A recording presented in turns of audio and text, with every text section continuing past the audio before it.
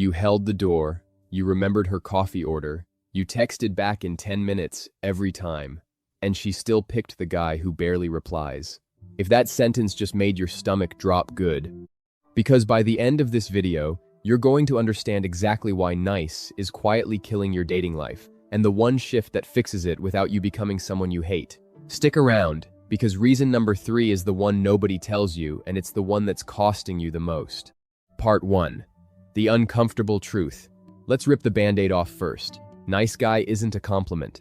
Somewhere along the way, you were taught that being agreeable, available, and easy to please was the winning strategy. Your mom liked it. Your teachers liked it. But romantically, it's invisible. Here's the psychology. Attraction isn't built on comfort. It's built on uncertainty. The brain, hers, yours, everyone's, is wired to lean toward what it might lose, not what it already has locked down. And when you're constantly agreeable, constantly available, constantly saying whatever you want is fine, you remove all uncertainty. There's nothing left to chase. You've already surrendered before the game even started.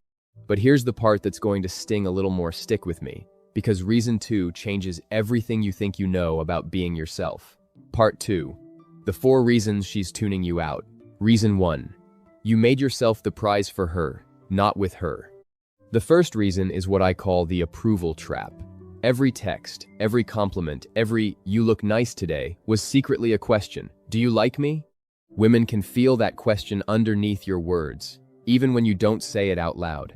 And subconsciously, needing approval reads as low status. Not because you're a bad guy, because status, biologically, is about not needing validation from the room. You weren't unlikable. You were just constantly asking permission to be liked. Reason 2. You confused kind with spineless. Second reason, and this is the one most guys get wrong for years. Being kind and having no opinions are not the same thing. When she says, "Where do you want to eat?" and you say, "I don't care, wherever you want," every single time you're not being easygoing. You're signaling that you don't have preferences worth defending. A woman isn't looking for a man with no needs. She's looking for a man whose needs she'd want to meet. Those are opposite things. This is the part that trips up 90% of guys watching right now, because reason 3 is going to explain why the jerks seem to get away with it, and I promise you, it's not what you think. Reason 3. Predictability. Killed the tension. Third, you became fully predictable. She always knew what you'd say when you'd text back, how you'd react. Predictability feels safe on paper, but attraction runs on a small, healthy dose of not knowing. Not games, not mixed signals. Just a real person with their own life, their own plans, their own momentum, who she has to actually wonder about sometimes. When there's nothing left to wonder about, the brain files you under known, and known doesn't get a second look. Reason 4, you disappeared into the relationship. And the fourth reason, the one that hits hardest, you slowly gave up the parts of your life that made you interesting before she showed up.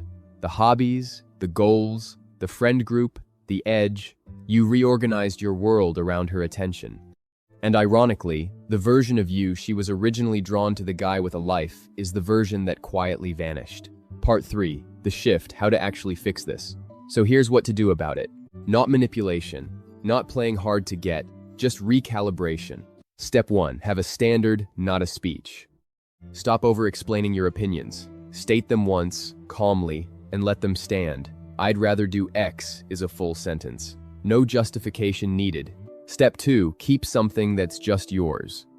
A goal, a hobby, a group of friends that has nothing to do with her. This isn't a tactic, it's the actual thing that made you attractive in the first place, and it's non-negotiable real estate in your life. Step 3, let there be silence.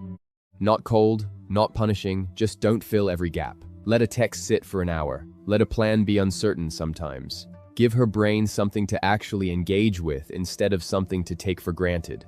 This isn't about becoming distant or cruel. It's about becoming a man who doesn't need to perform niceness to feel worthy of attention, because that's the guy people actually want to be around.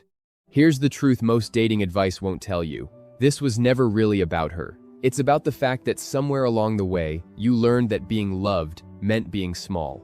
The guys who get chosen aren't the jerks. They're the ones who stayed whole.